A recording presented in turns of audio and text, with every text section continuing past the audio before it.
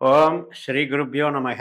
நன்றாக குரு வாழ்க, குருவே துணை. பரபிரம்ம ருத்ரகாயத்ரி ஞானசரத்து நண்பர்களுக்கு வணக்கங்களும் வாழ்த்துக்களும் கூறி, விருச்சிக லக்னத்திற்கு இந்த பதிவு ஒரு 12 நாட்கள், அதாவது ஜூலை 5ஆம் தேதி முதல் ஜூலை 16ஆம் தேதி வரை இந்த 12 நாட்கள் நம்மளுக்கு தொழில் ஸ்தானத்துல கேது சுக்கிரனுடைய கனெக்டிவிட்டி, அதாவது கிரக சேர்க்கை ஏற்படுகிறது. இது நமக்கு எந்த விதத்துல ஒரு எச்சரிக்கை தருகிறது என்பதற்கு தான் பதிவு. அதாவது எப்பவுமே கேது கேது நட்சத்திரத்துல இருக்கு அப்படின்னா, கேது வந்து ஒரு அசுர பலம் பெறுகிறார். அப்ப 10ஆம் இடத்துல கேதுவினுடைய அசுர பலம் என்னவா இருக்கு?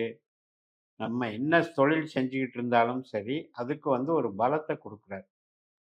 நிச்சயமா அது வந்து ஒரு பவர்ஃபுல்லான விஷயம்தான். ஏன்னா, பணம் என்பதும், ஒரு உத்தியோகம் என்பதும், அல்லது சொந்த தொழில் என்பதும் கேதுவின் கையில் தான் இருக்கு. அப்படிப்பட்டவர் வலுவாக இருக்கக்கூடிய சமயத்துல உங்களுக்கு கேது திசையே நடந்ததுன்னு வைங்க, நல்லா இருக்கும். தொழிலுக்கு வந்து நல்லா இருக்கும். கேது கேது நட்சத்திரத்திலேயே இருந்தா சிறப்பு. இப்போ சுக்கிரன் சேர்றதுனால என்னங்க பிரச்சனை? சுக்கிரனும் நமக்கு பணம் தர்றவர் தான். சுக்கிரனும் வந்து ஒரு அட்ராக்டிவான தொழில குடுக்குறார். அதாவது ஒரு பணம் அப்படிங்கிறது ஒரு நல்ல தொழில், ஒரு நல்ல டீசென்ட்டான தொழில், அதாவது அழகு சார்ந்த தொழில், ஆடம்பரம் சார்ந்த தொழில், ஒரு வேல்யூபிள் மெட்டீரியல், வேல்யூபிள் பிசினஸ். இப்போ ஒரு ஹோட்டல்னா 5 ஸ்டார் ஹோட்டல்னா எப்படி? ஒரு சாதாரண ஹோட்டல்னா எப்படி? வித்தியாசம் இருக்கு இல்லையா? அது மாரி ரிச்னஸ் வந்து சுக்கிரனுக்கு உண்டானது. அப்ப அந்த ரிச்னஸுக்கு உண்டான ஒரு கணக்குக்கு அவருடைய ஸ்தானம் வந்து 7ஆம் வீடும், 12ஆம் வீடும் ஆகுது. அவருடைய நட்சத்திரம் பூர நட்சத்திரம் சிம்ம ராசியில இருக்கு இல்லையா? அந்த நட்சத்திரத்தை தொடுவதற்கு 12 நாட்கள் எடுத்துக்கிறாரு. இந்த 12 நாட்கள்ல அவர் வந்து பலவீனப்படுகிறார்.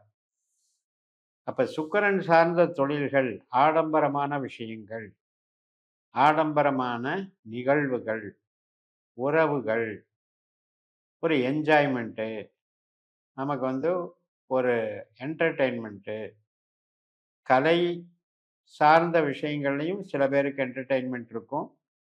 எதா இருந்தாலும் சரி, நான் ரிச்சா யூஸ் பண்ணுவேன் அப்படின்றதுலயும் சில பேருக்கு ஆர்வம் இருக்கும், சுவை இருக்கும், அதுல வந்து ஈர்ப்பு இருக்கும்.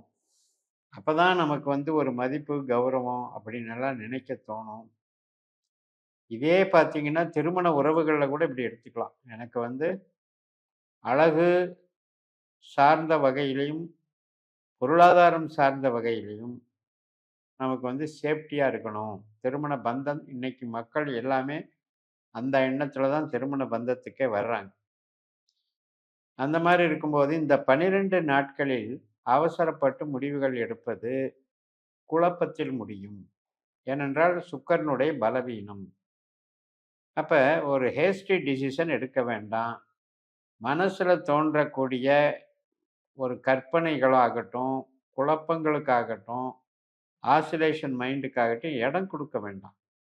அது இடம் குடுத்தால், அது நம்மள கீழ இழுத்துட்டு போயிரும்.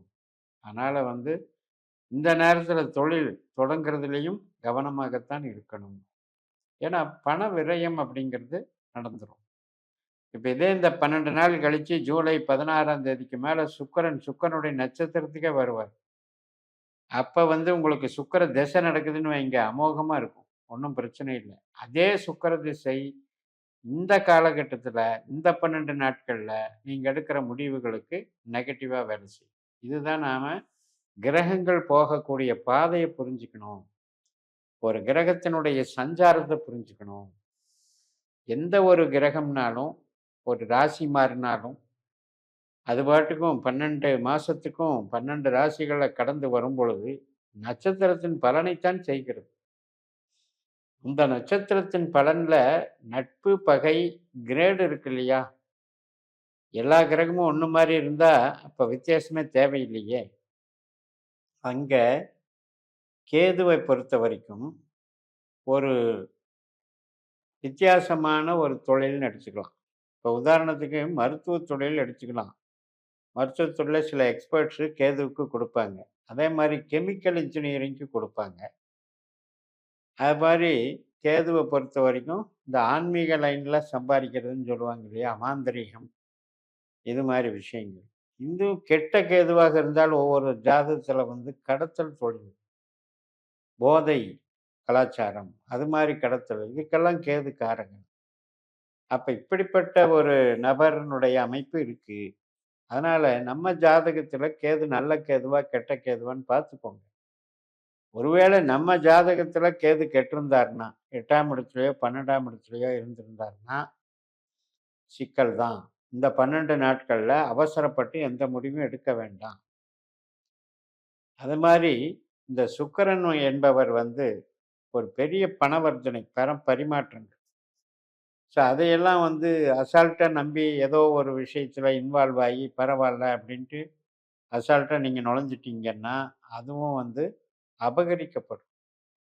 கேது என்பது யாரையாவது வச்சு நம்மளை சூழ்ச்சி வலையில சிக்க வைக்கும். அதுக்கு இடம் கொடுக்கக்கூடாது. சரி, உறவுகள் அப்படின்னு எடுத்துக்கிட்டீங்கன்னா, 7ஆம் அதிபதி தான் சுக்கிரன். ஆனால் 7ஆம் வீட்ல இருக்கக்கூடிய நட்சத்திர ரீதியாக பார்த்தோம் அப்படின்னா, நமக்கு சூரியன், சந்திரன், செவ்வாய் தான் திருமணக்காரங்க உள்ள நட்சத்திரம். இப்ப இந்த 10ஆம் இடத்துல வந்து சுக்கிரன், கேது சேர்றது வந்து ஒரு 2 குடும்பத்துக்கிடையே கணவன் மனைவிக்கிடையே ஒரு ஈகோவ உண்டு பண்ணிரும்.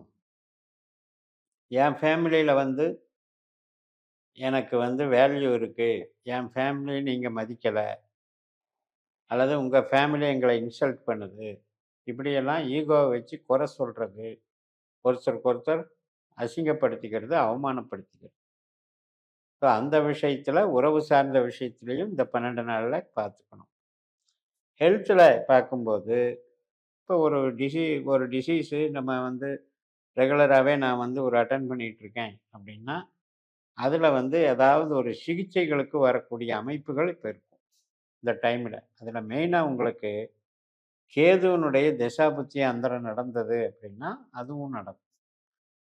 அதனால இந்த 12 நாட்கள் வெறுமனே இருப்பது சிறப்பு. அதாவது புதிய காரியங்கள், புதிய நம்பிக்கைகள், புதிய ஃபீல்டு இது மாரி விஷயத்துக்கு ரிஸ்க் எடுக்காதீங்க. பேசாம விட்டுருங்க. அது பாட்டுக்கும் போகும். சும்மா இருத்தலே சுகம். நீங்க வந்து தத்துவமோ, ஞானமோ, ஸ்பிரிச்சுவல் ஆக்டிவிட்டீஸோ அதுக்கெல்லாம் கெடுக்காது. கேது பொறுத்தவரைக்கும் சிவனேன்னு நம்ம வந்து ஸ்பிரிச்சுவல்ல இருந்து ஒரு டிட்டாச்மென்ட் பாலிசியில போறோம் அப்படின்னா, கேதுவை போல நம்மளுக்கு ஞானம் கொடுப்பார் யாருமே இல்லை. அப்ப இத அகம், புறம்னு 2ஆ பிரிச்சு பார்க்கும்போது, அகம் சார்ந்த வகையிலே அகம் ஆன்மீக அகம் சார்ந்த ஆன்மீகம், ஆன்மா சம்பந்தப்பட்ட விசாரணைகளுக்கு அதாவது அத என்ன விசாரம்னு சொல்லுவாங்க. தேடுதல், ஆய்வு இதுகளுக்கெல்லாம் சப்போர்ட் பண்ற கேது, லௌகீக வாழ்க்கைக்கு, நம்முடைய ஆடம்பர தேவைகளுக்கு பிரச்சனையை ஏற்படுத்துகிறார் என்று சொல்லி நிறைவு செய்கிறேன். இந்த சேனலை சப்ஸ்கிரைப் பண்ணி ஷேர் பண்ணுங்க. உங்க தனிப்பட்ட ஜாதக பலாபலன்களை என்னுடைய வாட்ஸ்அப் நம்பர்ல தொடர்பு கொண்டு பலன் பெறுங்கள். உங்களிடமிருந்து விடைபெறுகிறேன். உங்கள் ஜெயம் எஸ். நன்றி. வணக்கம்.